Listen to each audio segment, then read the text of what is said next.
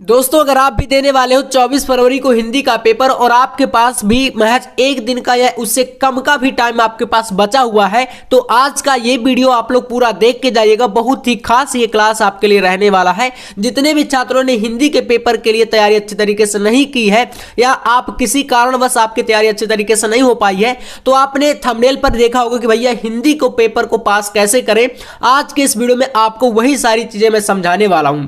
तो हमारे पास देख सकते हो यहां पर पूरा A to Z सारा कुछ मटेरियल लेकर के मैं आपके सामने आया हूं। हमारे पास एक यहां पर मॉडल पेपर है, कह सकते हो पीला पर्चा है हिंदी का, और आपके पास बोर्ड एग्जाम की कॉपी है। ठीक है, इसी प्रकार से आप जब एग्जाम देने जाओगे तो आपके पास कॉपी और पेपर रहेगा और बाकी आपके पास रहेंगे भैया ये पेन। ठीक है, तो पेन वगैरह तो आपके पास रहता है। बाकी यहां पर हम चलते हैं अपने मेन टॉपिक पर। तो आज के इस वीडियो में बात करेंगे कि भैया हिंदी के पेपर को कैसे सॉल्व करें। ऐसे काफी सारे क्वेश्चन होते हैं, बहुत सारे बच्चों के कमेंट भी आते हैं कि भैया कुछ ऐसा बता दो कि हम कम से कम हिंदी में जो 100 नंबर का पूर्णांक है, इस 100 नंबर में कम से कम हम लोग 60 से 70 नंबर स्कोर कर दें, और तैयारी भी अच्छे तरीके से नहीं हो पाई है। तो भैया मैं आपको वही तरीका आज के इस वीडियो में बताने वाला हूं। बिल्कुल अंत तक आप लोग बने रहिएगा। और अगर तैयारी थोड़ा सा भी आप हिंदी में किए होंगे अच्छे तरीके से, तो आप हिंदी में 90+ फोड़ने से आपको कोई रोक भी नहीं सकता। क्योंकि यार सबसे आपके कक्षा 12वीं में जितने भी विषय है ना, आपके सारे विषयों में सबसे आसान विषय होता है हिंदी, और पहला ही पेपर है आपका हिंदी का। और अगर इसमें भी आप लोग थोड़ा बहुत मिस्टेक करोगे तो फिर समझ लो कि आगे के सब्जेक्ट कैसे जाएंगे। तो इसलिए चलिए शुरू करते हैं इस वीडियो को। तो चलिए यहां पर देखो, न्यू पैटर्न के यानी कि नए पैटर्न के आधार पर यह मॉडल पेपर है आपका। पूरा हाल के साथ बताएंगे, एक एक क्वेश्चन को सॉल्व करना कैसे करना है, कहां से करना है। आप लोग गद्यांश पद्यांश के क्वेश्चन में बहुत ज्यादा प्रॉब्लम में फंस जाते हो, सारी कुछ चीजें बताएंगे। और आपके पेपर का कोड कितना है भैया? 302 DK है ना, सब्जेक्ट कोड होता है ये 302, और DK आपका कोई भी सेट का कोड है, मतलब कि कोई भी सेट आपके पास जो आता रहता है। ऐसे 7 सेट आपके पूरे बोर्ड में बनते हैं। चलो इसके बाद आओ यहां पर भाई सब देखते हैं। यहां से देखिए, आपको कॉपी का कुछ मेन पृष्ठ जो रहेगा ना, जो बोर्ड एग्जाम में आपके एग्जाम में कॉपी मिलेगी, ऐसा मेन पृष्ठ रहता है। इसमें कहता है कि परीक्षार्थी उत्तर पुस्तिका के किसी भी भाग में अपना नाम ना लिखें। आप लोग कॉपी पर कहीं भी अपना नाम बिल्कुल भी मत लिखना, ये स्पष्ट तौर पर हिदायत दी जा रही है आपको। उसके बाद यहां से कह रहा है कि परीक्षार्थी सभी उत्तर प्रविष्टियां शुद्ध एवं स्पष्ट रूप से स्वयं भरें। खुद से भरना है तो वहां पर तो आप खुद ही भरोगे, कोई वैसे भी नहीं भरता है। अब देखो यहां से कह रहा है, परीक्षार्थी का अनुक्रमांक अंकों में आपका जो रोल नंबर रहेगा उस रोल नंबर को बहुत ही ध्यानपूर्वक भरना। एक भी अंक में काट पीट मत करना, कहीं पर भी गलती मत करना, वरना जो आपका नंबर आएगा वो इस रोल नंबर के थ्रू ही आपको रिजल्ट में आपके भेजा जाएगा। और अगर एक अंक गलत तो वहां से आपका नंबर दूसरे के रोल नंबर में चला जाएगा, मतलब किसी दूसरे छात्र को चला जाएगा, तो आपका भैया नंबर गया। इसलिए काट पीट मत करना, इसीलिए कहता है कि स्पष्ट रूप से और शुद्ध रूप से भरो, है ना। और इसीलिए दूसरा विकल्प दिया है शब्दों में भी लिखने का। तो यहां पर जैसे थोड़ा बहुत आप लोग अक्षर सही से नहीं बनाते हो, एग्जामिनर को समझ नहीं मान ली जाता है, तो फिर वो शब्दों वाले को पढ़ेंगे और फिर मिलाएंगे कि कौन सा क्या है लिखा है। तो शब्दों में जैसे कि 2 है, एक एक अंक भरना। 2 हो गया, फिर 1 हो गया, फिर 4 हो गया, फिर 3 हो गया, 8 हो गया, 1 हो गया, 2 हो गया, जो भी है क्रम से आपको फिर शब्दों में भर देना है। उसके बाद तीसरे नंबर में विषय एवं प्रश्न पत्र में, तो विषय आपका देखो सामान्य हिंदी का पेपर है, भरोगे सामान्य हिंदी। इसमें प्रश्न पत्र में आपको केवल भरना है, क्योंकि एक ही पेपर आपका 100 नंबर का होने वाला है। ठीक है, यहां पर ध्यान से आपको केवल भर देना। इसके बाद इस बॉक्स में कह रहा है कि प्रश्न पत्र पर अंकित संकेतांक, यानी जो आपका ये कोड दिया गया है 302 DK, इस कोड को आपको यहां पर इस बॉक्स में भरना रहेगा। जो भी आपके पेपर में मतलब कोड रहेगा वही भरना। यहां पर जो मैं बता रहा हूं ये सिर्फ आपको एक मॉडल के तौर पर मैं भरना सिखा रहा हूं कि बोर्ड एग्जाम में आप गलती ना करो एक भी। ठीक है, इसके बाद परीक्षा का दिन, यहां पर जो दिन है रहेगा, जैसे कि सोमवार को पेपर है तो आप यहां पर सोमवार भरोगे। अगले और किसी भी सब्जेक्ट का पेपर वो दिन दूसरा है तो आप वो दिन डालोगे, जैसे सोमवार, मंगलवार, बुधवार, शनिवार, जो भी है उस दिन को डाल दीजिएगा। इसके बाद परीक्षा की तिथि, तो 24 फरवरी को पेपर है हिंदी का, तो 24 फरवरी। अगर किसी दूसरे सब्जेक्ट का पेपर दे तो दूसरा यहां पर भरिएगा। फिर पाली में, जिस पाली में पेपर है, द्वितीय पाली में पेपर ज्यादातर 12th के हैं बायोलॉजी को छोड़ करके, तो आप द्वितीय पाली यहां पर लिख दोगे। परीक्षा केंद्र का नाम, जहां पर आप अब एग्जाम दे रहे हो उस सेंटर का नाम लिखना है। जैसे कि मैं आपको यहां पर कोई एग्जाम्पल के तौर पर किसी कॉलेज का नाम बता दिया, ऐसे भरिएगा। फिर आपको एक रूम नंबर भरना है, जिस रूम नंबर में आप एग्जाम दे रहे हो। इतनी सारी प्रविष्टियां आपको भरनी होती है इस बॉक्स की सारी और बाकी आपको इसके बाद कुछ नहीं करना। यहाँ पर जो आपको नाम दिख रहा है, ये नाम आपके जो एग्जाम हॉल में आपके टीचर रहेंगे, है ना, जो आपकी जांच पड़ताल करते हैं, आपका एग्जाम कराते हैं, वो खुद यहाँ पर हस्ताक्षर करते हैं, आपको कुछ नहीं करना, ठीक है। चलो फिर यहाँ से अब क्या करते हैं भैया, पेपर की करते हैं हम लोग शुरुआत। ध्यान समझना, 14 पेजों का ये पेपर है ना, 14 पृष्ठ का। यहाँ पर आप अपना अनुक्रमांक डाल देना ताकि प्रश्न पत्र आपका इधर उधर ना जाए। अपना नाम पेपर में आप लिख सकते हो, कोई दिक्कत नहीं। और टाइमिंग की बात करते हैं, 3 घंटे 15 मिनट का समय रहेगा। नोट में कह रहा है कि प्रारंभ का 15 मिनट परीक्षार्थियों को प्रश्न पत्र पढ़ने के लिए निर्धारित है। निर्देश दिए गए हैं, सभी प्रश्न संपूर्ण प्रश्न खंड जो आपका पेपर है 2 खंड में बटा रहेगा, जो कि का और खा है, ठीक है। और सारे प्रश्न अनिवार्य हैं। यहां से शुरू करते हैं। पहला नंबर ऑब्जेक्टिव क्वेश्चन, जिसमें 10 बहुविकल्पीय प्रश्न आपके आएंगे, आपको पता होगा, हिंदी गद्य और पद्य को मिला करके, ठीक है। चलो, तो यहां से जैसे पहला नंबर क्वेश्चन है, तो भैया यहां पर क्वेश्चन है कि आचरण की सभ्यता जो कि निबंध है, इसके लेखक कौन है? तो आपको पता है अध्यापक पूर्ण सिंह जी हैं, तो यहां पर आपको चौथा ऑप्शन सही कर देना है। कॉपी पर आप पहले ऑब्जेक्टिव को शुरू में करिएगा। जितने भी क्वेश्चन सही तरीके से आपको आ रहे हैं, आपको पहले सिर्फ वही प्रश्न करने हैं, ठीक है। यानी कि सबसे पहले जब 15 मिनट आप पेपर को पढ़ोगे, जो आपको यहां पर शुरू में बताया है, तो आपको यह देखना है कि पेपर में आखिरकार क्वेश्चन हमें कहां से कितने क्वेश्चन सही तरीके से बन रहे हैं। जो प्रश्न आपको सबसे सही आए, फिर चाहे वो लास्ट से ही क्यों ना हो, चाहे संस्कृत का पोर्शन ही क्यों ना हो, आपको वहीं से क्वेश्चन को करना स्टार्ट कर देना है। मतलब यहां पर सीरियल इतना मैटर नहीं करता, मैटर ये करता है कि आप कॉपी को शुद्ध अच्छे से लिखो और सही लिखो, है ना, आंसर सटीक दो। तो इस तरीके से करेंगे। अब चलिए यहां से आते हैं भैया नेक्स्ट, यहां पर कॉपी पर, और कॉपी पर इसको करते हैं सॉल्व। तो इस तरीके से देखो, आप यहां पर क्या करोगे, पहले 1 नंबर क्वेश्चन है तो आप ऊपर डालोगे प्रश्नोत्तर संख्या 1, उसके बाद 1 यहां पर डाल देना। आप चाहो तो हर एक बार यहां पर 1-1 लिख सकते हो, कोई इतनी बड़ी दिक्कत यहां पर नहीं है। 1 हो गया, क्योंकि 1 नंबर प्रश्न के ही ये सारे काका गाघा हैं, ठीक है, इस तरीके से। अब इसके बाद यहां पर जो जिसका विकल्प का जो सही है, खा का जो सही है, इस तरीके से आपको वहां पर सही का निशान लगा देना और सारे के आंसर लिख देना है, ठीक है। जैसे पहले का अध्यापक पूर्ण सिंह हो गया। दूसरे क्वेश्चन में देखेंगे तो चिंतामणि निबंध संग्रह के लेखक हैं आपके आचार्य रामचंद्र शुक्ल, यानी तीसरा विकल्प सही है। उसने कहा था कहानी के लेखक कौन है, तो यहां पर हो जाएंगे आपके ऑप्शन नंबर जो कि 3 चंद्रधर शर्मा गुलेरी है। ऐसे घ नंबर में राष्ट्र का स्वरूप आपको पता है, वासुदेव शरण अग्रवाल जी का है ना। और कहा कि किस निबंध से लिया है, तो पृथ्वी पुत्र से लिया गया है। अंगा का आपका बहादुर कहानी अमरकांत जी की है। तो यहां से ये 5 क्वेश्चन जो है हो जाते हैं पूरे, जो कि कहां से है, हिंदी गद्य के हैं, ठीक है, हिंदी गद्य के हैं ये 5 क्वेश्चन। अब यहां से दूसरा क्वेश्चन ऐसे ही आपको पूरा पूरा ऑब्जेक्टिव करना है। कॉपी लिखने का ये शुरू का मेन तरीका है, मैं बता रहा हूं कि ऐसे लिखोगे तो नंबर आपके नहीं कटेंगे, एक भी नंबर नहीं कटेगा, पूरा पूरा आपको मिलेगा। चलिए यहां से देखो, दूसरा क्वेश्चन है, दूसरे में का नंबर क्वेश्चन यहां पर कह रहा है कि उर्मिला का विरह वर्णन साकेत महाकाव्य के किस सर्ग में है। आपको पता है साकेत यहां पर किसका है, मैथिली शरणगुप्त जी के द्वारा लिखा गया है, जिसको बोलते हैं उर्मिला का विरह वर्णन, यानी कि आपका ये किस सर्ग से है, साकेत के। तो जैसे कि आपके सामने चतुर्थ हो गया, नवम हो गया, पंचम हो गया, तृतीय हो गया, तो यहां पर आपको लिख देना है नवम सर्ग, यानी 9वें सर्ग से है। इसके बाद यहां पर ख नंबर है कुकुरमुत्ता के रचयिता कौन है, कुकुरमुत्ता के रचयिता आपके कौन हो जाएंगे यहां पर, तो आपके जयशंकर प्रसाद जी नहीं होंगे, महादेव वर्मा, भवानी प्रसाद मिश्र और सूर्यकांत त्रिपाठी निराला में से, तो आपको यहां पर सूर्यकांत त्रिपाठी निराला में लगाना है, ठीक है, निराला जी की कृति है। इसी के साथ ग नंबर पलाशवन काव्य संकलन के प्रणेता कौन है, तो यहां पर हो जाएंगे पलाशवन किसका है, अयोध्या सिंह उपाध्याय, हरियोध या नरेंद्र शर्मा, जयशंकर प्रसाद या जगन्नाथ रत्नाकर। तो यहां पर आपको नरेंद्र शर्मा जो कि आपका चौथा विकल्प है, इसको लगा दीजिएगा। फिर बाकी के भी विकल्प यहां पर देखो, घा और अंगा के आंसर भी बताए गए हैं, तो आप लोग इनको देख सकते हो। घा नंबर में पूछा है कि निम्नलिखित में से कौन सा कवि छायावाद का नहीं है, तो छायावाद के यहां पर कौन नहीं है, मैथिली शरणगुप्त है ना, ये नहीं होंगे, यही सही है। निशा निमंत्रण के रचनाकार कौन है, तो यहां पर हो जाएंगे हरिवंश राय बच्चन, ठीक है। इस तरीके से 10 ऑब्जेक्टिव 10 नंबर यहां से आपको दिए के जाएंगे। यहां पर मैं आपको ट्रिक बताता हूं, ठीक है, क्योंकि आप बोलते हो कि भैया आप थंबनेल में कुछ लिखते हो और ट्रिक आप बताते नहीं हो कि कैसे सॉल्व करेंगे, है ना, क्योंकि आप तो कमजोर बन करके आए हो, है ना। तो कोई दिक्कत नहीं यार, अपने आप को इतना भी कमजोर मत समझो, लेकिन कोई बात नहीं, मैं बताता हूं ट्रिक कैसे है। देखो 10 नंबर का पेपर में ये आएगा, ठीक है ना, गद्यांश। अब इसमें 2 रहते हैं, अथवा का भी एक रहेगा और एक ये रहेगा। तो जैसे यहां पर आपके पास पहला वाला जो दिया है, करने का तरीका बता रहा हूं। शुरुआत में सारे छात्रों को यही करना है, चाहे कमजोर हो चाहे टॉपर हो। आप यहां से आओगे, देखो एक पेज में ऑब्जेक्टिव हो गया, यहां से आना और इसमें क्या करना, आप लोग पहले इस तरीके से नंबरिंग करना, ठीक है। टॉपर के लिए भी है और जो कुछ नहीं पढ़े उनके लिए भी है।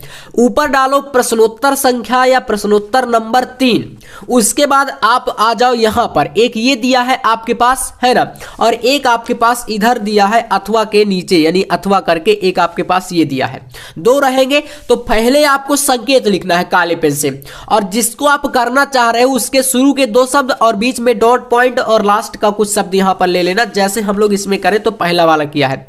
भाषा स्वयं संस्कृति का एक अटूट अंग है। संस्कृति परंपरा से निःसृत होने पर भी परिवर्तनशील और गतिशील है। उसकी गति विज्ञान की प्रगति के साथ जोड़ी जाती है। वैज्ञानिक आविष्कारों के प्रभाव के कारण उद्भूत नई सांस्कृतिक हलचलों को शाब्दिक रूप देने के लिए भाषा के परंपरागत प्रयोग पर्याप्त नहीं है। इसके लिए इस प्रकार से यह है। तो इसका शुरू का शब्द हो गया और लास्ट का शब्द। अब देखो यहां से आते हैं, मैं आपको बताता हूं ट्रिक। देखो जैसे कि आपको मान लो कि इस गद्यांश में आपने पहचान नहीं पाए कि भैया ये कहां से है, हमने नहीं पहचाना, तो अब आप सोच लेते हो कि यार पहचान नहीं पाएंगे तो क्या नंबर पूरे कट जाएंगे, तो ऐसा बिल्कुल नहीं है। पहचान जब नहीं पाओगे तो सिर्फ आपका 2 नंबर कटेगा। कितना नंबर कटेगा? 2 नंबर। और अगर पहचान पाओगे तो ये 2 नंबर मिल जाएगा। बचा कितना? 2 नंबर अगर कट गया तो 10 नंबर का था, 2 नंबर कटा तो 8 नंबर बचा। और 8 में 8 मैं आपको दिला के रहूंगा, चाहे आपने कुछ भी पढ़ा हो या ना पढ़ा हो। यहां पर देखना ध्यान से, ये ट्रिक आप काम करेगी। जैसे पहला प्रश्न चलिए मैं बता देता हूं, आप पहचान जाओगे तो इसको लिखोगे पूरा पूरा। कह रहा है कि पाठ का शीर्षक और लेखक का नाम बताइए। तो मतलब कि संदर्भ है पूछ रहा है, ठीक है। संदर्भ या बोल दो, या तो पाठ का शीर्षक और लेखक का नाम डायरेक्ट बोल दो, कोई दिक्कत नहीं। इस तरीके से संदर्भ के तौर पर भी आप लिख सकते हो। यहां से देखो कि प्रस्तुत गद्यांश प्रोफेसर जी सुंदर रेड्डी द्वारा लिखित भाषा और आधुनिकता नामक निबंध से उद्धृत है। 2 नंबर इसका मिलेगा जब पहचान जाओगे। और अगर नहीं पहचानोगे तो ये क्वेश्चन गलत हो जाएगा, तो यहां पर 2 नंबर कटेगा। अब देखो यहां से दूसरा कह रहा है रेखांकित अंश की व्याख्या। अब देखो मैं बताता हूं, मान लीजिए यहां पर कोई एक पोर्शन अंडरलाइन करके देगा। जैसे अभी आपके पास कोई भी पोर्शन जो है वो अंडरलाइन करके यहां पर नहीं दिया गया है, और आपको मान लो मैं अभी करके दिखा देता हूं। जैसे कि कह दे कि भाई यहां से लेकर के इसके नीचे ऐसा लाइन खींच देगा और इस तरीके से ये हो जाएगा अंडरलाइन पोर्शन, ठीक है। यहां से लेकर के यहां तक ये देखो आपको दिखने लगा ना, ऐसा लगने लगा कि हाँ अंडरलाइन है। ऐसे करके कह देगा कि रेखांकित अंश की व्याख्या करो। मान लो इसकी आपको करनी है व्याख्या, तो क्या करोगे? सबसे पहले मेन चीज आपके तरीके देखे जाते हैं। एग्जामिनर जो है रेखांकित अंश की व्याख्या में यही देखेंगे कि आपने हेडिंग कैसे डाला है, किस तरीके से आपने उसके नीचे लाइन खींचा या नहीं, आपने राइटिंग के साथ लिखा या नहीं, है ना, लाइन कितनी छोड़ी, कहाँ से लिखना स्टार्ट किया, बहुत सारी चीजें देखी जाती हैं। काफी सारे बच्चे होते हैं कि सटा के लिख देते हैं पूरा, तो ऐसा भी नहीं करना। ये हेडिंग डालोगे, फिर यहां से लिखना स्टार्ट करोगे, और फिर हमेशा किसी भी गद्यांश और किसी भी पद्यांश का आप करो, ये लाइन जरूर लिख देना कि लेखक का कहना है। मतलब जैसे गद्यांश का होगा तो गद्यांश में आप जानते हो कि भाई गद्यांश में लेखक लिखते हैं, और अगर पद्यांश होगा तो फिर वहां पर कवि लिखेंगे, है ना, कि कवि कहते हैं। ये तरीका आपको लगाना है। अब चलो यहां से देखो, लेखक का कहना है कि भाषा संस्कृति का अभिन्न अंग है। कह रहा ना, भाषा स्वयं संस्कृति का एक अटूट अंग है। मतलब अभिन्न अंग है या अटूट अंग है। थोड़ा सा आपको मीनिंग को क्या करना है, चेंज कर करके लिखना है, क्योंकि एक जैसे पूरा थोड़ी उतार सकते हो, उतारने के नंबर थोड़ी मिलेंगे, वहां पर चेंज करके आप क्या बदल के लिखते हो उसका नंबर मिलता है, ठीक है। इसके बाद देखो यहां से कह रहा है कि संस्कृति परंपरा से निःसृत होने पर भी परिवर्तनशील और गतिशील है। तो इस तरीके से आप इसका पूरा व्याख्या कर देना, यहां पर बदल बदल के थोड़ा थोड़ा चेंज करके अपनी भाषा में लिख देना। संस्कृति का अभिन्न अंग है क्योंकि संस्कृति की अभिव्यक्ति का माध्यम भाषा है। संस्कृति की रचना और विकास परंपराओं द्वारा होता है। परंपराएं क्योंकि परिवर्तनशील होती है इसलिए संस्कृति भी एक जैसी नहीं होती है। तो देखो यहां पर कुछ चीजें मैंने बताया ना कि ये तरीके जो है चाहे टॉपर हो चाहे कमजोर हो, दोनों के लिए है। और आपको मैं 100% गारंटी के साथ कहता हूं कि अगर आप ऐसे करके आओगे ना, तो सिर्फ आपको अगर पहचान नहीं पाओगे तो 2 नंबर आपका संदर्भ का कटेगा सिर्फ, और बाकी के आपको 8 के 8 नंबर चारों प्रश्न में 2-2 नंबर आराम से मिलेंगे। जैसे अगले प्रश्न यहां पर क्या दिए हैं, नए शब्दों की खोज क्यों आवश्यक, बाकी के आंसर इसी में मिलेंगे। तो यहां से देखो, इसमें आप पैसेज को पढ़ो, नई भाव योजनाओं को व्यक्त करने के लिए नए शब्दों की खोज की महती आवश्यकता है। तो यही इसका आंसर है। अब देखो यहां से मेन चीज लिखना पता होना चाहिए, आंसर का नंबर आपको मिलेगा। तो भाव योजनाओं को व्यक्त करने के लिए नए शब्दों की खोज क्या है, आवश्यक है। अब यहां पर आप ऐसा नहीं करना कि पूरा उतार दो, यहां पर महती आवश्यकता लिखा है, तो अगर इसको लिख दोगे तो वो चीज समझ जाएंगे एग्जामिनर कि आपने उतारा है। और अगर अपने शब्दों में प्रश्न के अनुसार लिखोगे तो आपका थोड़ा सा ज्यादा बेटर माना जाएगा, है ना। तो उतारने में और थोड़ा सा अपने से लिखने में बहुत फर्क होता है। अब जैसे कह रहा है कि संस्कृति का एक अटूट अंग क्या है, तो संस्कृति का एक अटूट अंग क्या है, भाषा है ना। शुरू में ही आपको पैसेज में मिला था, ये देख सकते हो, भाषा स्वयं संस्कृति का एक अटूट अंग है। तो ये छोटी छोटी चीजें जो होती हैं एग्जामिनर जल्दी से देख लेते हैं, क्योंकि देखो उन्होंने मान लीजिए एग्जामिनर को एक दिन में मान लो 100 या 200 कॉपी चेक करना है। तो मान लीजिए आपकी कॉपी 10 बच्चों के बाद आती है, ठीक है ना, 10 बच्चों के बाद आपकी कॉपी आई, तो 10 कॉपी पहले ही वो चेक कर चुका है, तो उसको आंसर तो पूरे रट चुके हैं, है ना। हर चीज वो उसको पता हो चुकी है कि भैया कैसे आंसर लिखना चाहिए था, कैसे लिखना है, क्वेश्चन कौन सा है, क्या। एक बार मैं ही मान लो, या आप ही अपना एग्जांपल ले लो कि एक बार आप पेपर को देख लोगे और 2 बार देख लोगे, 10 बार देख लोगे, 10 बच्चों का चेक कर चुके हैं वो, तो भाई 11वें नंबर पर आपकी कॉपी आ रही है, तो आप कितना बेवकूफ बनाओगे। इसलिए थोड़ा सा वहां पर चीजों को समझ के लिखना है, जो कि मैं जैसे बता रहा हूं। तो ये आपके कितने हो गए, 4 क्वेश्चन। एंड लास्ट क्वेश्चन है, किसके लिए भाषा के परंपरागत प्रयोग पर्याप्त नहीं है। तो भैया इसी का आंसर यहां पर मिलेगा, देखना ये। तो इसमें यहां से लिखना, वैज्ञानिक आविष्कारों के प्रभाव के कारण उद्भूत नई सांस्कृतिक हलचलों को शाब्दिक रूप देने के लिए भाषा के परंपरागत प्रयोग पर्याप्त नहीं है। ये आंसर इसका हो जाएगा, ठीक है, लास्ट वाले क्वेश्चन का। तो यहां पर इसको हम लोग नेक्स्ट पेज पे यहां से करेंगे इस तरीके से, वैज्ञानिक आविष्कारों के प्रभाव के कारण उद्भूत नई सांस्कृतिक हलचलों को शाब्दिक रूप देने के लिए भाषा के परंपरागत प्रयोग पर्याप्त नहीं है। समझ में आया आंसर कैसे करना है। अब बताओ 8 में 8 नंबर आप करके आ सकते हो या नहीं, मुझे कमेंट में बताना। सिर्फ एक ही प्रश्न जो कि मैंने बताया कि चाहे आप टॉपर हो, चाहे आप एवरेज हो, चाहे आप बिल्कुल मतलब कमजोर हो, लेकिन ये 8 क्वेश्चन, 8 नंबर सॉरी, दूसरा क्वेश्चन, तीसरा क्वेश्चन, चौथा क्वेश्चन, 5वां क्वेश्चन, यानी 4 प्रश्न आप बिल्कुल सही करके आओगे। एक प्रश्न का 2 नंबर मिलता है, और अगर ऐसे लिखोगे तो 8 में 8 यहां पर मिल जाएंगे। और इसमें अगर थोड़ा बहुत तुक्का भी लगा दिए, पहचान गए या किसी भी तरीके से, फिर पूरा नंबर मिलेगा, नहीं 10 में 10 आप लेके आओगे। बस इसके बाद एक करना है, एक को छोड़ ही देना है, और इसके बाद आप यहां से आ जाओगे क्वेश्चन नंबर 4 में, जो कि दिए गए पद्यांश, यानी कि अब आपसे पूछेगा पद्यांश। यहां पर कह रहा है कि पद्यांश पर आधारित निम्नलिखित प्रश्नों के उत्तर दीजिए। जैसे कि दिया गया है, कोई प्यारा कुसुम कुमला गेह में जो पड़ा हो, तो प्यारे के चरण पर ला डाल देना, उसी को यो देना, ए पवन बतला फूल सी एक बाला मिलान हो कमल पग को चूमना चाहती है। अब देखो ये आपको मतलब कहां से लिया गया पहचान नहीं पा रहे होंगे, कोई दिक्कत नहीं, प्रश्न को पढ़िए। कुछ कई बार ऐसा होता है कि पहचान भाई प्रश्नों में छिपी होती है।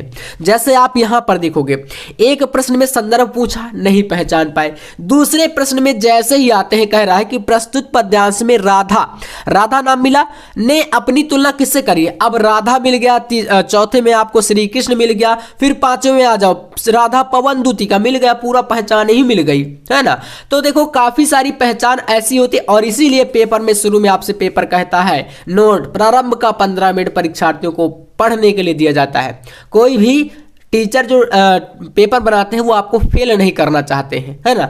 अब आप लोग ही अपनी जल्दीबाजी में गलती करते हो, तो खुद ही नहीं पढ़ोगे तो फिर क्या होगा। इसी में देखो पूरी पहचान मिल गई, हमें मान लो यहाँ पर नहीं पहचान पा रहे तो यहाँ पर मिल गई, बस पवन दूती का, अयोध्या सिंह उपाध्याय हरिऔध जी का है। तो अब यहाँ पर इसको मान लो करना, एक अथवा में भी रहेगा, इसमें भी पद्यांश में भी अथवा रहता है ना। जैसे ये यहाँ पर सावधान मनुष्य रामधारी सिंह दिनकर जी का है, तो इसको तो मैं कई बार करा चुका हूँ, एक बार पुनः से आप कर सकते हो, चाहो तो स्क्रीनशॉट कर लो। पूरा दिख रहा है कि नहीं, दिख रहा होगा, है ना। ये रहे और इसके 5 क्वेश्चन। तो चलिए इसको करते हैं। मान लीजिए तो पहले संकेत दे देना, इस तरीके से ऊपर डालोगे प्रश्नोत्तर संख्या 4 और संकेत सावधान मनुष्य वाला जैसे किया गया, तो इसको कर सकते हो। यहाँ पर मैंने कई बार इसको कराया भी है, तो आप लोग इसी को देख सकते हो यहाँ पर। और जैसे आप इसका करना चाहते हो तो आप इसको भी कर सकते हो। मान लो आपको यहाँ पर कुल मिलाकर थोड़ा सा चीज़ों को समझना पड़ेगा। आप इसका संदर्भ कैसे लिख सकते हो, बस यही तरीका आपको समझना है, बाकी सारा कुछ सेम टू सेम रहता है। तो संदर्भ जैसे आपको लिखना है तो यहाँ से आप इसका लिखना जो है स्टार्ट कर सकते हो। यहाँ पर पहले में संदर्भ ही पूछा है, तो जैसे इसको संदर्भ को हमें लिखना है तो यहाँ से संदर्भ क्या लिखोगे, आपको तरीका यही लगाना जो यहाँ पर संदर्भ जैसे लिखा गया। आपको बस यहाँ पर पाठ का नाम चेंज कर देना है, जैसे कि आपका पाठ का नाम यहाँ पर क्या है, पवन दूतिका है, ठीक है। और जो इसके कवि हैं हमारे रचनाकार या रचयिता, ये पेन भी हमारा दिमाग खराब कर देगा, चलो तो कोई दिक्कत नहीं, यहाँ से थोड़ा सा वेट करिए। तो हमारे क्या है कवि यहाँ पर हो जाएंगे कौन, अयोध्या सिंह उपाध्याय, अयोध्या सिंह उपाध्याय है ना, उपाध्याय या हरिऔध भी इनको बोलते हैं, हरिऔध उपाधि है इनकी।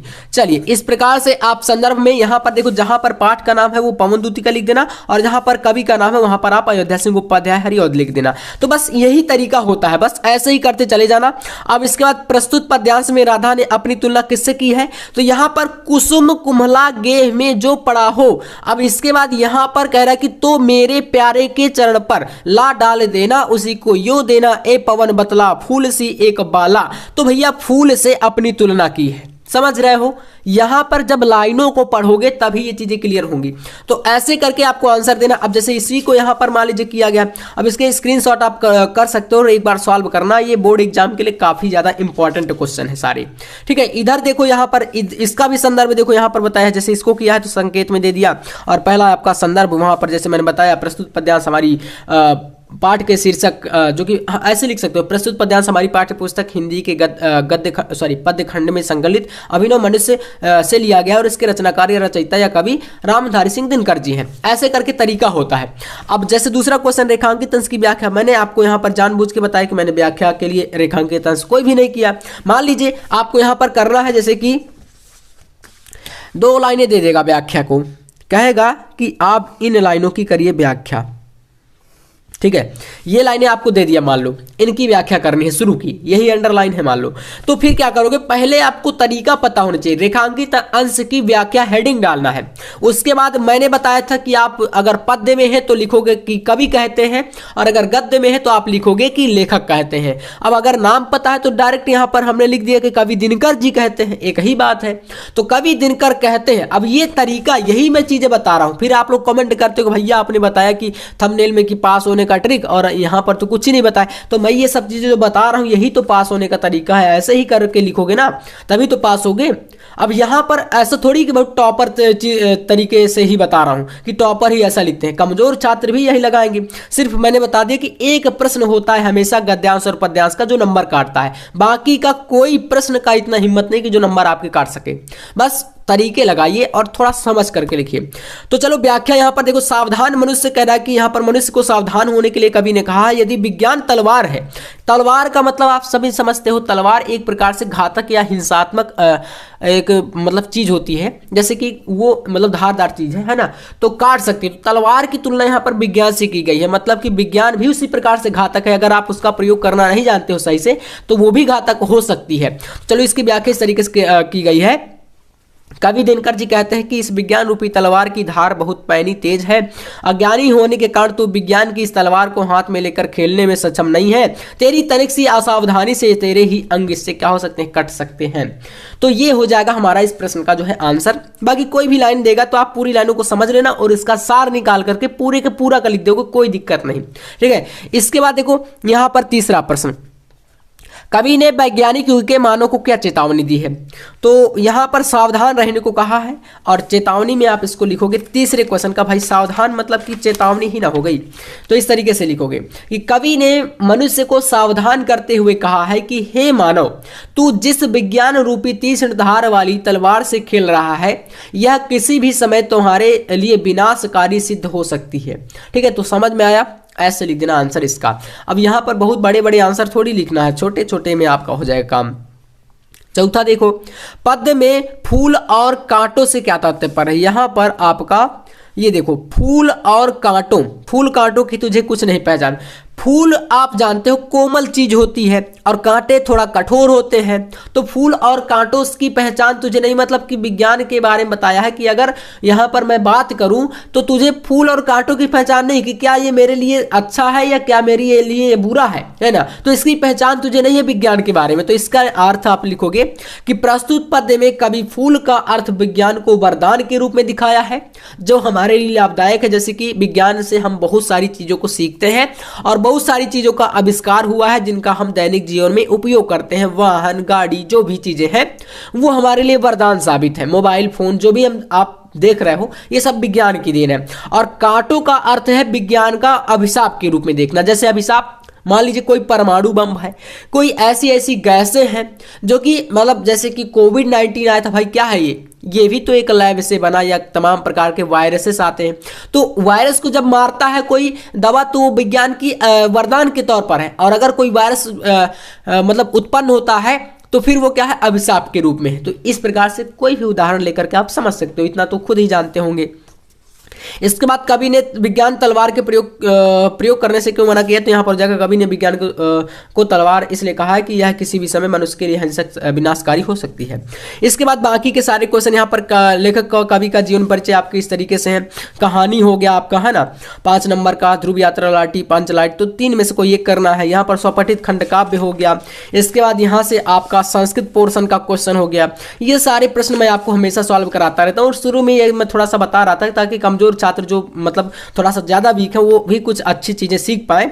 और इस प्रकार से 9वें प्रश्न में मुहावरे, लोकोक्ति आएंगे। एक आपका अपठित गद्यांश आएगा 5 नंबर का जिसमें अथवा रहेगा इस तरीके से, है ना। उसके बाद आपको यहाँ पर ये व्याकरण के क्वेश्चन आएंगे जिस प्रकार से यहाँ पर जैसे दिया गया है ना, ये सारे प्रश्न। फिर आपका रसन अलंकार, इस पर मैंने वीडियो डाल दिया है, आप लोग जाकर देख लीजिएगा। और यहाँ पर आवेदन पत्र और निबंध, ये टॉपिक इतने जो है आपके पेपर में पूरे आने वाले हैं। और ऐसे ही आप लोग हर एक प्रश्न को लेकर के सॉल्व करके आना। यहाँ पर जीवन परिचय के बारे में भी मैंने वीडियो बनाया है, तो आप लोग चैनल पर विजिट करके सारा कुछ देख लीजिएगा। बाकी अगर क्लास आपको अच्छा लगता हो, कुछ चीजें सीखने को मिली हो, तो चैनल को सब्सक्राइब कर लीजिएगा। नेक्स्ट वीडियो आपको किस टॉपिक पर चाहिए कमेंट में जरूर बताना। मिलते हैं नेक्स्ट वीडियो में नेक्स्ट टॉपिक के साथ, तब तक के लिए जय हिंद, वंदे मातरम।